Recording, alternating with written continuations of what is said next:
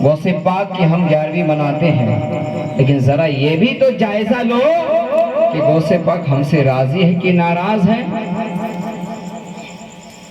خود میرے عبد القادر جیلانی اپنے ملفوظات کے اندر لکھتے ہیں، بے نمازی سے کس طرح سے سرکار غوث پاک نفرت کرتے ہیں۔ سرکار غوث پاک فرماتے ہیں کہ لوگوں، اگر تم راستہ سے چل رہے ہو، راستے سے چل رہے ہو، ایک ہی راستہ ہے، اگر اسی راستے سے ایک کیچڑ میں بھرا ہوا کتا آ رہا ہے اور دوسری طرف سے ایک بے نمازی آ رہا ہے،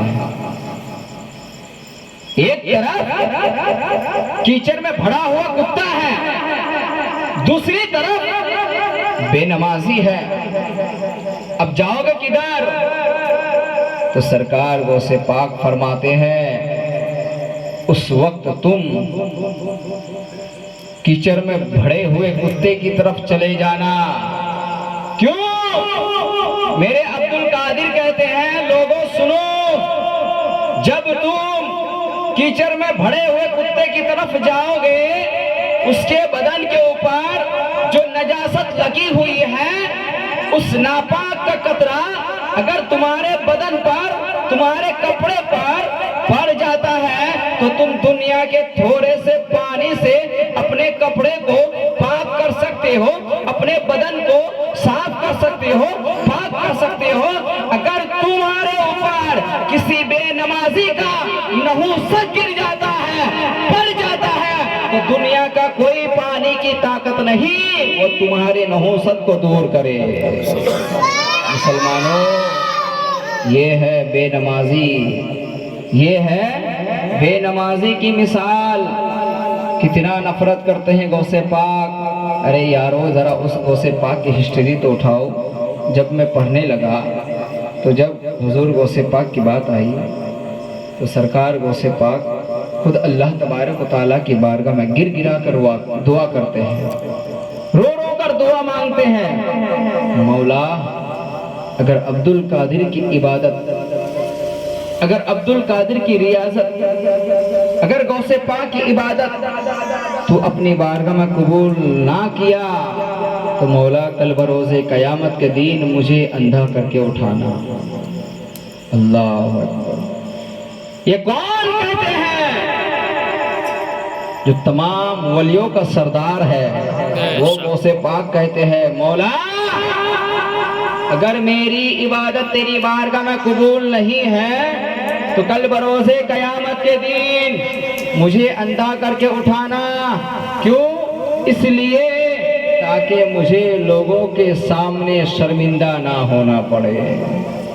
یارو، یہ غوث پاک کا جذبہ دیکھیے کہ نماز کسے کہتے ہیں۔ یارو سنیں، ایک دوسری حدیث میں آپ کو بتانا چاہتا ہوں کہ جب نماز کی بات آئی ہے، سرکار مدینہ سرور کائنات صلی اللہ تعالی علیہ وسلم ارشاد فرماتے ہیں کہ جب بے نمازی کو اس کے قبر میں رکھا جاتا ہے، دھیان سے سننا، جب بے نمازی کو قبر میں رکھا جاتا ہے، اور میں اپنی ماں بہنوں سے کہنا چاہتا ہوں کہ صرف مردوں پر نماز فرض نہیں ہے، جس طرح سے مردوں پر نماز فرض ہے اسی طرح سے عورتوں پر بھی نماز فرض ہے۔ حضرات، اللہ کے رسول فرماتے ہیں کہ جب بے نمازی کو اس کے قبر کے اندر رکھا جاتا ہے، اللہ تبارک و تعالیٰ اس کے قبر کے اندر 99 سانپ مسلط کرتا ہے۔ 99 سانپ اس کے قبر پر مسلط کر دیتا ہے۔ اور بتاؤ اس سانپ کی طاقت کا عالم کیا ہے؟ اس سانپ کے اندر قوت کتنی ہے؟ اس سانپ کے اندر طاقت کتنی ہے؟ یارو، میرے آقا فرماتے ہیں اگر وہ سانپ کسی پہاڑ پر ڈنک مارے تو وہ پہاڑ ریزہ ریزہ ہو جائے۔ اگر وہ سانپ صرف پھونک مارے تو اس کی گرمی سے دنیا کے انسان مر جائے۔ وہ 99 سانپ بے نمازی کی قبر میں رکھا جاتا ہے، اور اس سانپ کا کام کیا ہوگا؟ مسلمانوں، اللہ تبارک و تعالی اس سانپ کا کام یہ دیتا ہے کہ جس بے نمازی کے قبر میں اسے اتارا جاتا ہے، اللہ فرماتا ہے سانپوں سے کہ اگر وہ بندہ فجر کی نماز نہیں پڑھا تو فجر سے لے کر ظہر تک اس بے نمازی کو سانپ ڈستے رہتا ہے۔ اگر اس نے ظہر کی نماز نہیں پڑھا تو ظہر سے لے کر عصر تک وہ سانپ ڈستے رہتا ہے۔ پھر وہ سانپ عصر سے مغرب تک ڈستے رہے گا، مغرب سے عشاء تک ڈستے رہے گا۔ یہ کس کے لیے؟ بے نمازی کے لیے۔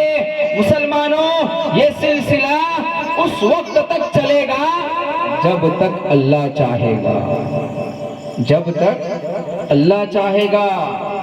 حضرات محترم، اور جو نماز پڑھتا ہے، جو نماز پڑھتا ہے اس کے لیے خوشی کی بات بتاؤں، بولو سبحان اللہ۔ سبحان اللہ۔ جو نماز پڑھتا ہے، جب نمازی انسان کو اس کے قبر پر رکھا جائے گا، اس کے قبر کے اندر رکھا جائے گا نمازی انسان کو، تو فرشتے آئیں گے، فرشتے آئیں گے۔ جب اس نمازی انسان کو اٹھائیں گے فرشتے، تو نمازی انسان کیا دیکھیں گے؟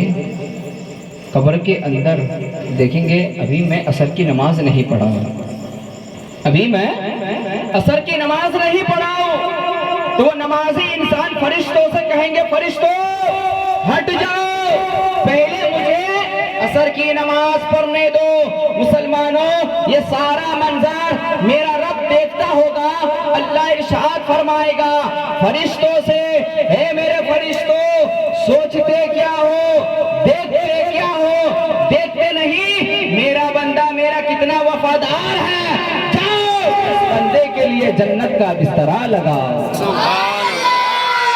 مسلمانوں، یہ نمازی انسان کا حال ہوگا، اس کو اللہ قبر کے اندر بھی اس کا اجر عطا فرمائے گا۔ حضرات محترم، آج ہم نے نماز کو چھوڑ دیا۔ جب لوگوں کو نماز کے لیے کہا جاتا ہے تو کہتے ہیں حضرت ہمارے پاس ٹائم نہیں ہوتا، وقت نہیں ہوتا۔ یار،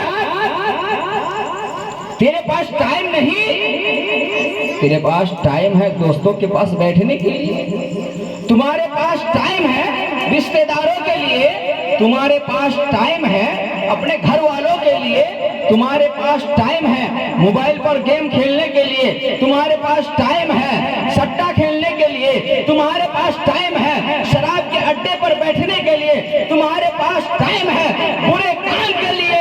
مسلمانوں، جس رب نے ہمیں پیدا کیا اس رب کے لیے ٹائم نہیں، جس رب نے ہمیں طاقت دی، جس رب نے ہمیں قوت دی، جس رب نے ہمیں شہرت دیا، جس رب نے ہمیں عزت دیا، جس رب نے ہمیں دولت دیا، آج اس رب کے لیے ہمارے پاس ٹائم نہیں۔ یارو کہاں چلے گئے ہو؟ سنو سنو، ہمارے پاس دنیا کے دوستوں کے لیے ٹائم جو ہمیں دھوکہ دینے والا ہے، اس کے لیے ٹائم جس رب نے ہمیں پیدا کیا، آج اس رب کے لیے ہمارے پاس ٹائم نہیں ہے، اس رب کے لیے ہمارے پاس ٹائم نہیں ہے۔ یارو سوچو اس بات کو، سوچو۔ حضرات محترم، جب کہا جاتا ہے نماز پڑھ، نماز پڑھ، نہیں حضرت ٹائم نہیں ہے، ٹائم نہیں ہے۔ حضرات محترم، میں اپنی ماں بہنوں سے بھی کہنا چاہتا ہوں کہ اللہ تبارک و تعالیٰ نے آپ پر بھی نماز فرض کیا ہے، آپ بھی نماز کی پابندی کریں۔ تو ہماری ماں بہنیں بھی ایک جواب دیتی ہے، ایک سوال کرتی ہے، مولانا صاحب ہم کیسے نماز پڑھیں، ہمیں بچے کھلانا پڑتا ہے، ہمیں بچے بڑے کرنا پڑتا ہے۔ ہماری ماں بہنیں کہتی ہیں، میں کہنا چاہتا ہوں کہ میری ماں بہنیں کہ کیا صرف تمہارے ہی بچے ہیں؟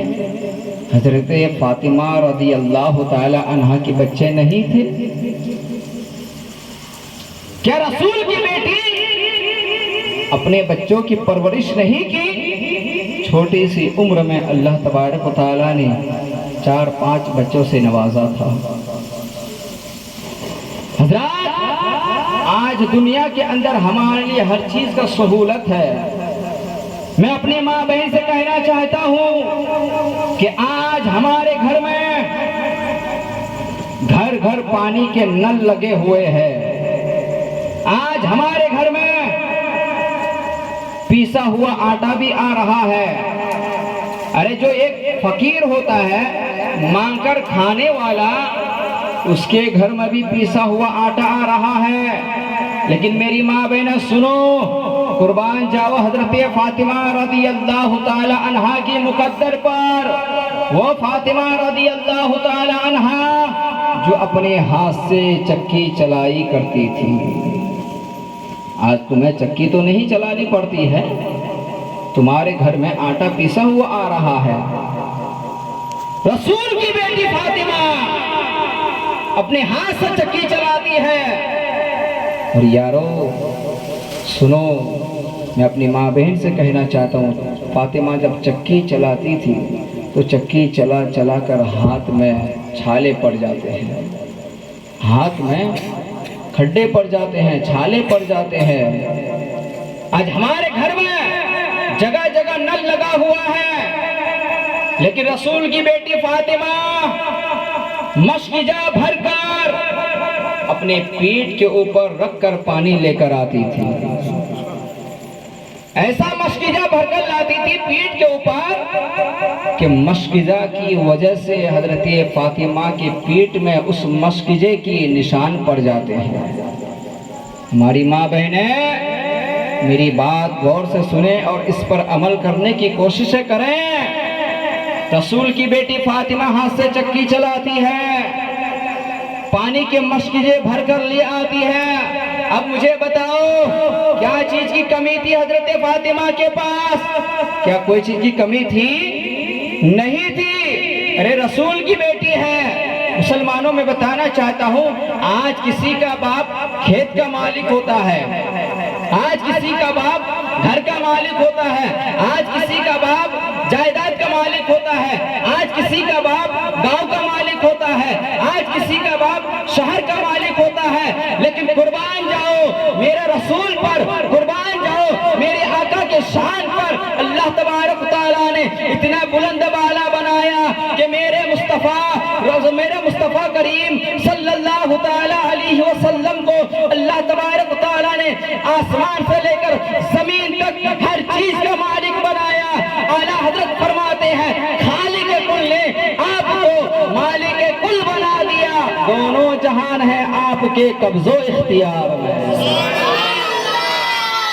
مسلمانوں، رسول کی بیٹی فاطمہ اپنے ہاتھ سے چکی چلائے، اور آج ہماری گھر کی ماں بہنیں کہتے ہیں، مولانا صاحب ہمیں بچے بڑے کرنے پڑتے ہیں، ہمیں بچے کی پرورش کرنی پڑتی ہے۔